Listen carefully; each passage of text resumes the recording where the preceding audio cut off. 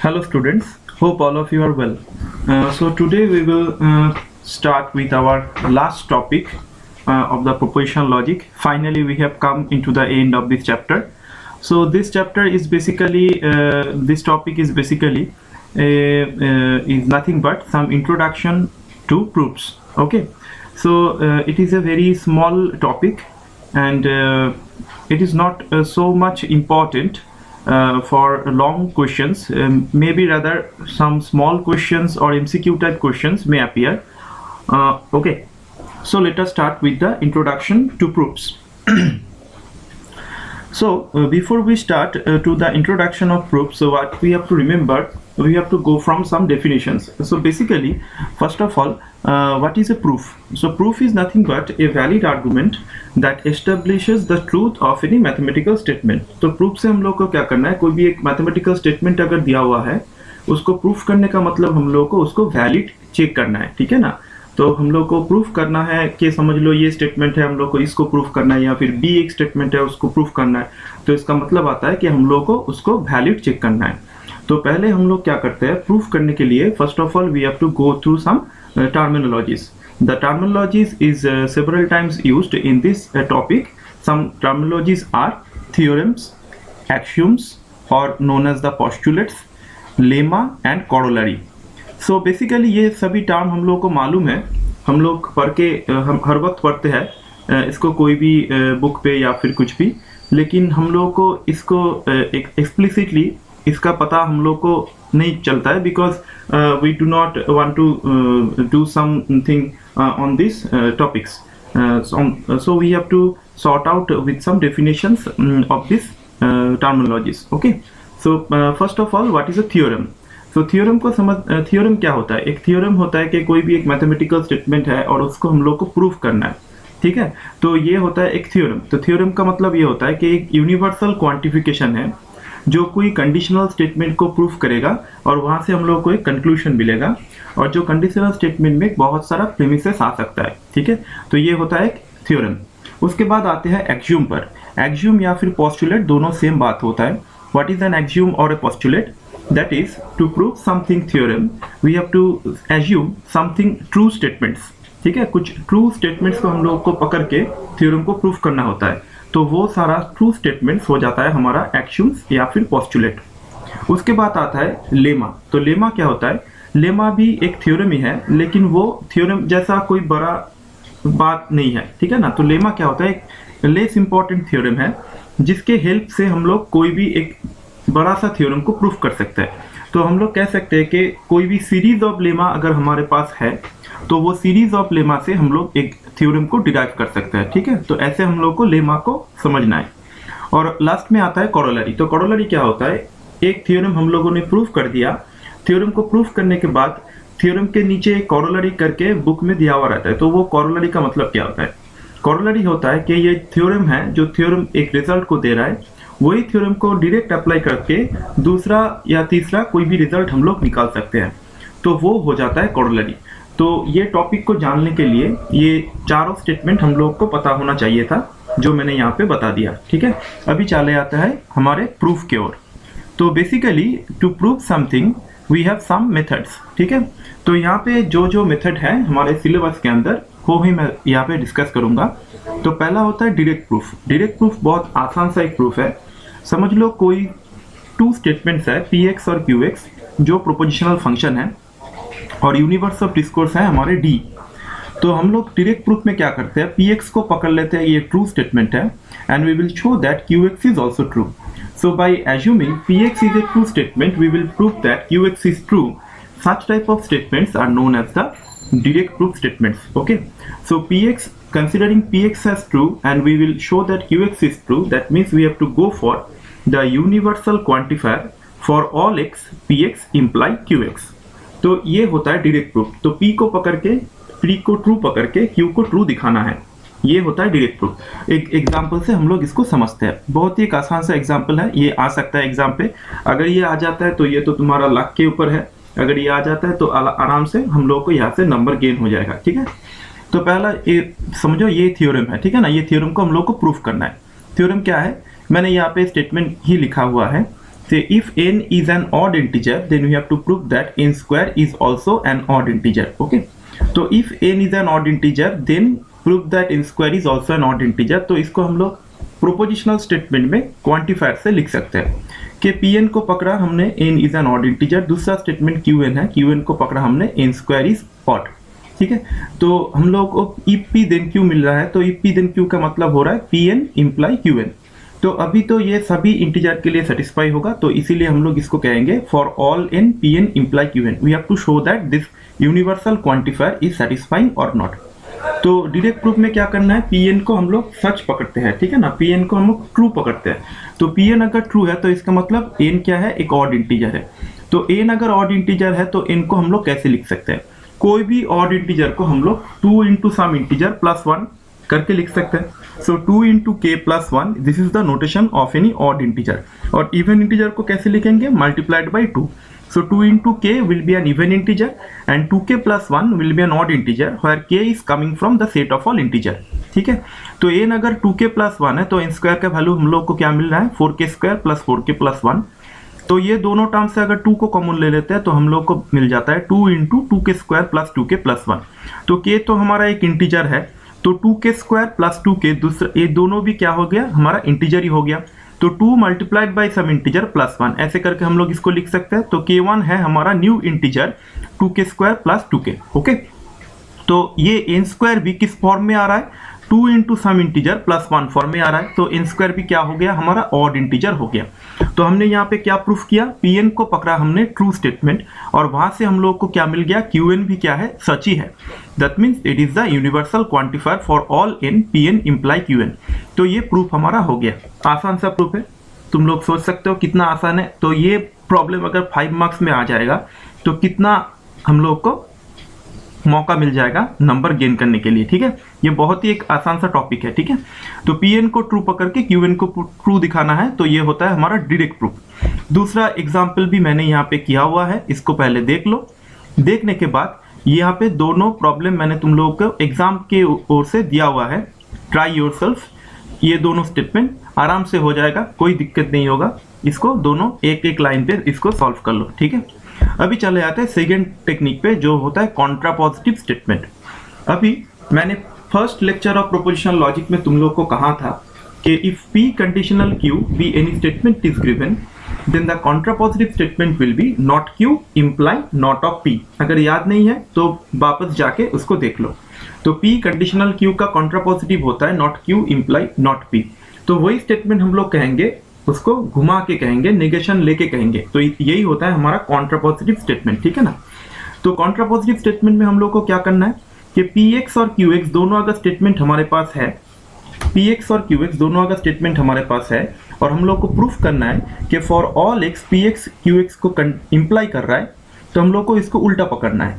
Not qx not px को imply करना है, इसको हम लोग को प्रूफ करना है. ठीक है ना, तो हम लोग क्या करेंगे, इसका कॉन्ट्रापॉजिटिव स्टेटमेंट ले लेंगे. तो कॉन्ट्रापॉजिटिव स्टेटमेंट क्या होगा, not qx imply not px. और हम लोग क्या करेंगे, इसको डायरेक्ट प्रूफ करेंगे. हम लोग इसको डायरेक्ट प्रूफ करेंगे कि for all x not qx imply not px. इसे भी हम लोग प्रूफ कर सकते हैं और एक आसान सा प्रूफ हमारे पास आता है. ठीक है ना, तो अभी हम लोग इसके बाद कह सकते हैं कि अगर नॉट qx नॉट px को इंप्लाई कर रहा है तो px किसको इंप्लाई करेगा, qx को इंप्लाई करेगा. ये होता है कॉन्ट्रापॉजिटिव स्टेटमेंट. तो इसको हम लोग एक एग्जांपल से समझ लेते हैं.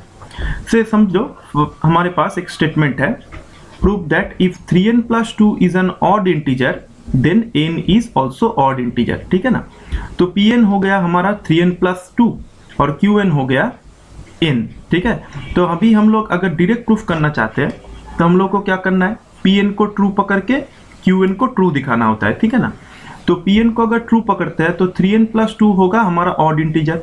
तो 3n plus 2 को हम लोग लिख सकते हैं 2k plus 1 इस फॉर्म में जहाँ पे k इंटीजर है.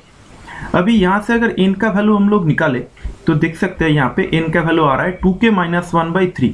तो हम लोग क्या यहाँ से डायरेक्ट कह सकते हैं कि n एक ऑड इंटीजर है, हम लोग नहीं कह सकते हैं. ठीक है ना, तो यहाँ से हम लोग डायरेक्ट प्रूफ नहीं कर सकते. तो डायरेक्ट प्रूफ का लिमिटेशन है. ठीक है, लेकिन कॉन्ट्रापॉजिटिव स्टेटमेंट से हम लोग बहुत सारा प्रूफ कर सकते हैं. डायरेक्ट प्रूफ भी कॉन्ट्रापॉजिटिव स्टेटमेंट से हम लोग कर सकते हैं. ठीक है, तो अभी चले आते हैं कॉन्ट्रापॉजिटिव स्टेटमेंट पे. तो Pn है हमारा 3n + 2 इज ऑड, Qn है हमारा n इज ऑड, ठीक है। तो अभी हम लोग को क्या प्रूफ करना था, for all x Pn imply Qn। तो अभी मैंने क्या कहा यहाँ पे, कॉन्ट्रापोजिटिव में हम लोग को किसको प्रूफ करना है, direct proof, not Qx imply not Px। तो Qx Qn अगर हमारा n ऑड है तो नॉट Qn क्या होगा, n is even, that is Qn का कॉम्प्लीमेंट, ठीक है। तो n अगर इवन होता है तो n का वैल्यू क्या होगा, 2k होगा, 2 मल्टीप्लाइड बाई सम इंटीजर। तो n का वैल्यू अगर 2k होता है तो यहाँ पे n का वैल्यू 3n + 2 पे हम लोग बिठा देते हैं। तो 3n + 2 का वैल्यू कितना हो गया, 2 इंटू सम इंटीजर, 3k + 1 भी तो एक इंटीजर है। तो 3n + 2 क्या बन जाता है, एक इवन इंटीजर बन जाता है। तो हम लोग यहाँ पे क्या देखते हैं, नॉट Qn हमारा ट्रू स्टेटमेंट हम लोगों ने यहाँ पे पकड़ा हुआ है। इसका मतलब हम लोग ने प्रूफ पकड़ा हुआ है यहाँ पे कि n एक इवन इंटीजर है। By considering n is an even integer we are obtaining that Pn is also an even integer, ठीक है। तो हम लोग किस चीज पे चले आए, नॉट Qn इंप्लाई कर रहा है नॉट Pn को। समझ गया मेरा बात, कि हम लोग को यहाँ पे प्रूफ करना था Pn Qn को इंप्लाई कर रहा है, लेकिन हम लोग डायरेक्ट प्रूफ नहीं कर सकते हैं, तो इसीलिए हम लोग क्या किया, उसको घुमा के कर रहे हैं। तो नॉट Qn पकड़ते हैं, नॉट Qn का मतलब है n इवन इंटीजर है, और n इवन इंटीजर देके हम लोग देख सकते हैं यहाँ पे Pn भी क्या हो रहा है, इवन इंटीजर ही हो रहा है। तो इसका मतलब क्या हुआ, not Qn imply not Pn। तो नॉट Qn इम्प्लाई अगर नॉट Pn हो रहा है तो कॉन्ट्रापोजिटिव स्टेटमेंट में हम लोग क्या कह सकते हैं, Pn imply Qn। Not Qn imply not Pn का कॉन्ट्रापोजिटिव होगा Pn इम्प्लाई Qn, या फिर Pn इम्प्लाई Qn का कॉन्ट्रापोजिटिव होता है not Qn imply not Pn, ठीक है। तो आसानी है, try yourself, another problem is given here. ना अभी चले आते हैं proof by contradiction. Contradiction proof, it is the several time used in theorems. Maximum theorem हम लोग प्रूफ करते हैं कॉन्ट्रडिक्शन से, ठीक है। एक बहुत ही इंपॉर्टेंट प्रूफ है। कॉन्ट्रडिक्शन में क्या करते हैं, हम लोग कोई भी एक एजम्पशन को पकड़ते हैं और समझ लो Px हमारे पास एक स्टेटमेंट है, हम लोग पकड़ेंगे Px हमारा ट्रू नहीं है। कौन सा ट्रू है, नॉट Px हमारा ट्रू है, ठीक है, उसका कॉम्प्लीमेंट ट्रू है, और उसका कॉम्प्लीमेंट को ट्रू पकड़ के हम लोग जो डिराइव करेंगे, डेरिवेशन के बाद हम लोग दिखेंगे कि हमारा एजम्पशन फॉल्स आ रहा है, that is not Px is false, giving us false result. तो अगर नॉट Px को ट्रू पकड़ के हम लोग को फॉल्स रिजल्ट मिल रहा है तो इसका मतलब है हमारा एजम्पशन फॉल्स है। तो अगर हमारा एजम्पशन फॉल्स है तो Px क्या हो जाएगा, ट्रू हो जाएगा। ये मेथड होता है कॉन्ट्रडिक्शन मेथड, ठीक है। तो कॉन्ट्रडिक्शन मेथड में ये प्रॉब्लम बहुत बार आ चुका है एग्जाम में। पहले सिलेबस में कॉन्ट्रडिक्शन करके ये नहीं गिवन हुआ रहता था, डायरेक्ट इसको प्रूफ में दिया हुआ रहता था कि proof that √2 is an irrational number, √5 is an irrational number. तो ये प्रॉब्लम हमको करना है।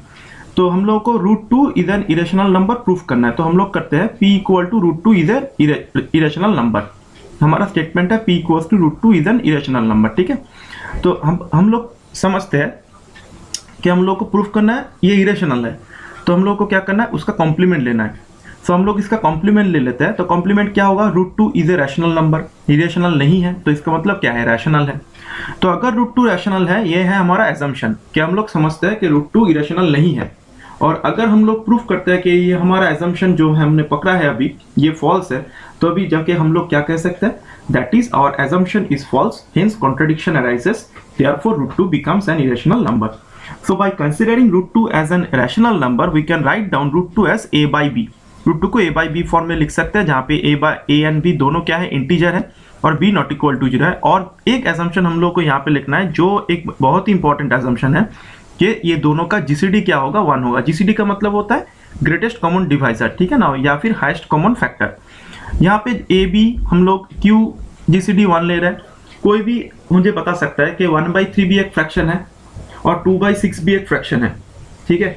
तो सर मैंने 1/3 क्यों पकड़ेंगे, 2/6 भी तो पकड़ सकते हैं। 2/3 अगर पकड़ेंगे तो उसको फिर से हम लोग क्या कर सकते हैं, सिंप्लीफाई कर सकते हैं। सिंप्लीफाई करके उसको फिर से हम लोग स्मॉलेस्ट इंटीजर में ला सकते हैं, ठीक है ना।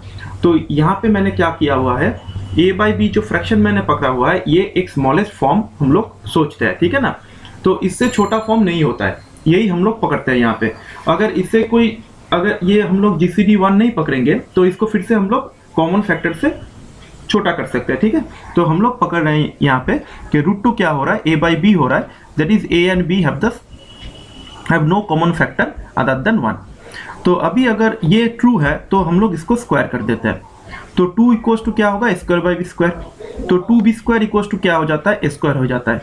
तो यहाँ पे हम लोग क्या देखते हैं, a square equals to 2 into b square, तो 2 के साथ कोई भी इंटीजर को मल्टीप्लाई करते हैं वो तो इंटीजर होता है इवन, तो स्क्वायर हो गया हमारा इवन इंटीजर। अगर कोई भी इंटीजर इवन है, उसका स्क्वायर इवन है, तो वो इंटीजर खुद ब खुद क्या होना चाहिए, इवन ही होना चाहिए, ठीक है। अगर स्क्वायर इवन है तो इंटीजर भी क्या होगा, इवन ही होगा। तो ए स्क्वायर अगर इवन है तो ए भी क्या होगा, इवन होगा। तो ए का वैल्यू हम लोग लेते हैं 2k, ये बिलोंग्स टू जेड। तो ए का वैल्यू अगर 2k होगा तो 2b स्क्वायर क्या हो जाएगा, 4k स्क्वायर। तो b स्क्वायर क्या हो जाता है, 2k स्क्वायर, ठीक है ना। तो b स्क्वायर भी क्या होगा, 2 का मल्टीप्लाई हो गया, तो b स्क्वायर भी क्या हो जाता है, इवन इंटीजर होता है। फिर से अगर स्क्वायर इवन इंटीजर है तो वो इंटीजर क्या होना चाहिए, खुद ब खुद इवन होगा। स्क्वायर अगर इवन है तो वो इंटीजर भी क्या होना चाहिए, इवन ही होता है, ठीक है। तो b भी क्या हो जाता है, 2 इंटू के डैश। अभी देखो a का वैल्यू है 2 इंटू के, बी का वैल्यू है 2 इंटू के डैश, ठीक है। अब हम लोग इसको जीसीडी लेंगे तो क्या हो जाता है, 2 कॉमन आ जाता है बाहर और जीसीडी ऑफ के डैश रह जाता है, ठीक है ना। तो यहाँ से हम लोग कह सकते हैं कि a और b का एक कॉमन फैक्टर है, वो कॉमन फैक्टर क्या है, 2 है। लेकिन पहले ही हम लोगों ने यहाँ पे क्या पकड़ के स्टेटमेंट को स्टार्ट किया था, GCD of AB equals to 1, that is A and B have single common factor that is 1, but we have come to a contradiction that is A and B having another common factor that is 2, तो दूसरा एक common factor आ रहा है 2, ठीक है। तो ये तो कॉन्ट्रडिक्शन आ गया। तो कॉन्ट्रडिक्शन क्यों आ रहा है, क्योंकि हम लोग पकड़ रहे थे √2 क्या हो रहा है, रैशनल हो रहा है। तो ये स्टेटमेंट हमारा क्या हुआ, फॉल्स हो गया, एजम्पशन फॉल्स हो गया। तो एजम्पशन अगर फॉल्स होता है तो P क्या हो जाएगा, ट्रू हो जाएगा। तो P ट्रू का मतलब क्या हो गया, √2 क्या होगा, इरेशनल होगा, ठीक है। दूसरा भी same type of problem is given here, go through the problem and try to understand this problem, okay.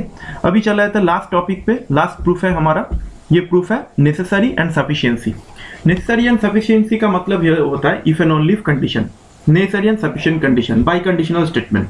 जैसे px qx दोनों अगर स्टेटमेंट है और यूनिवर्स ऑफ डिस्कोर्स है हमारा d, तो फॉर ऑल x हम लोगों को प्रूफ करना है px bye conditional qx। px को ट्रू पकड़ के qx को ट्रू दिखाना है, qx को ट्रू पकड़ के px को ट्रू दिखाना है, ठीक है ना। ये होता है हमारा नेसेसरी एंड सफिशिएंट कंडीशन। तो एक प्रूफ कर लेते हैं यहाँ पे, समझ लो स्टेटमेंट है n square is odd if and only if n is N odd integer. तो pn पकड़ते हैं n स्क्वायर ऑड, qn पकड़ता है n इज ऑल्सो ऑड। तो हम लोग को पहले first of all we will assume that Pn is a true statement and we will show that Qn is also true, and conversely we will check Qn is true which imply Pn is also true, okay. So first of all we are assuming Qn is true statement. So if n is odd then n will be 2k plus 1, then what will be value of n square, n square will be like this. So it is nothing but in the form of 2 into some integer plus 1. So this means n square becomes also an odd integer. So by considering Qn as odd integer, we have showed here Pn is also an odd integer. So this imply Qn imply Pn. So Qn true पकड़ के Pn को हम लोग ने true यहाँ पे दिखा दिया।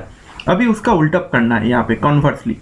Conversely we will assume that Pn is a true statement. तो n square क्या हो गया हमारा, odd हो गया। लेकिन हम लोग को क्या प्रूफ करना है, Qn को भी ट्रू दिखाना है, ठीक है। तो हम लोग क्या करते हैं, यहाँ पे कॉन्ट्रडिक्शन अप्लाई करते हैं। If possible Qn is not a odd integer, we are considering Qn is an even integer. तो अगर Qn इवन है तो Qn को n को हम लोग कैसे लिख सकते हैं, 2 इंटू सम इंटीजर। n अगर इवन है, if n is even then n will be 2 into some integer. If n is even then what will be the value of n square, n square equal to 4 into k square. So that means n square is also an even integer. So if n square is even integer, that means Pn becomes false statement because we have assumed that n square is odd here, ठीक है। तो n square equals to odd हम लोग ने यहाँ पे पकड़ा हुआ है, लेकिन Qn को even पकड़ के हम लोगों ने प्रूफ किया Pn क्या हो रहा है, Pn भी एक even हो रहा है। तो हमारा कॉन्ट्रडिक्शन आ गया, n square तो odd है लेकिन हम लोग प्रूफ कर रहे हैं यहाँ पे n square even है, तो कॉन्ट्रडिक्शन आ रहा है। इसका मतलब क्या होगा, Qn assumption जो हमने पकड़ा था false statement that is n is even integer, ये नहीं होगा। तो n क्या हो जाता है, n must be an odd integer। तो Pn को हम लोगों ने n square equals to odd पकड़ के प्रूफ किया n भी क्या हो रहा है, odd integer ही हो रहा है। that means Pn imply Qn। that imply Qn imply Pn and Pn imply Qn. So the statement is necessary and sufficiency. So this is the end of our chapter, that is a propositional logic. I will give you some assignments. Try to solve those assignments